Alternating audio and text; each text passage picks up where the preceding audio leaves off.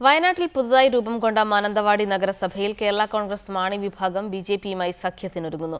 UDF seat നൽകാത്തതിനെ തുടർന്നാണ് കേരള കോൺഗ്രസ് ബിജെപിയുമായി ചേർന്ന് വികസന മുന്നണി എന്ന പേരിൽ മത്സരിക്കുന്നത്. എന്നാൽ തെരഞ്ഞെടുപ്പിന് മുമ്പ് പ്രശ്നങ്ങൾ ചർച്ച ചെയ്ത് പരിഹരിക്കുമെന്നാണ് യുഡിഎഫ് നേതൃത്വത്തിന്റെ പ്രതീക്ഷ. നിലവിലുള്ള മാനന്തവാടി ഗ്രാമപഞ്ചായത്ത് നഗരസഭയായി മാറുമ്പോൾ വാർഡുകളുടെ എണ്ണം 23-ൽ നിന്ന് 36 കഴിഞ്ഞ പഞ്ചായത്ത് തെരഞ്ഞെടുപ്പിൽ യുഡിഎഫിൽ കോൺഗ്രസും മുസ്ലിം ലീഗും മാത്രമാണ് മത്സരിച്ചിരുന്നത്. എന്നാൽ പുതിയ സാഹചര്യത്തിൽ കേരള കോൺഗ്രസ് മാണി വിഭാഗം 3 സീറ്റുകൾ ആവശ്യപ്പെട്ടു. ഈ ആവശ്യം യുഡിഎഫ് തള്ളിയതിനെ തുടർന്ന് 36 വാർഡിലും വികസന മുന്നണി എന്ന പേരിൽ സ്ഥാനാർത്ഥികളെ നിർത്താനാണ് പാർട്ടിയുടെ തീരുമാനം. ബിജെപി, SDPI തുടങ്ങിയ കക്ഷികളുമായി തെരഞ്ഞെടുപ്പിൽ ധാരണയുണ്ടാക്കുമെന്നും കേരള കോൺഗ്രസ് നേതാക്കൾ അറിയിച്ചു. ഇപ്പോൾ ഞങ്ങൾ ചില മേഖലകളിൽ ഇടതുപക്ഷവുമായി ഞങ്ങൾ ധാരണയുണ്ട്, BJPയുമായി ചില വാർഡുകളിൽ ധാരണയുണ്ട്, അതേപോലെ തന്നെ SDPI ഒക്കെ ഞങ്ങൾ സംസാരിച്ചുകൊണ്ടിരിക്കുകയാണ്. അപ്പോൾ ഈ കക്ഷികളൊക്കെ തന്നെയായിട്ട് ഞങ്ങളൊരു നീക്കുപോക്ക് ഉണ്ടാക്കുന്നുണ്ട്.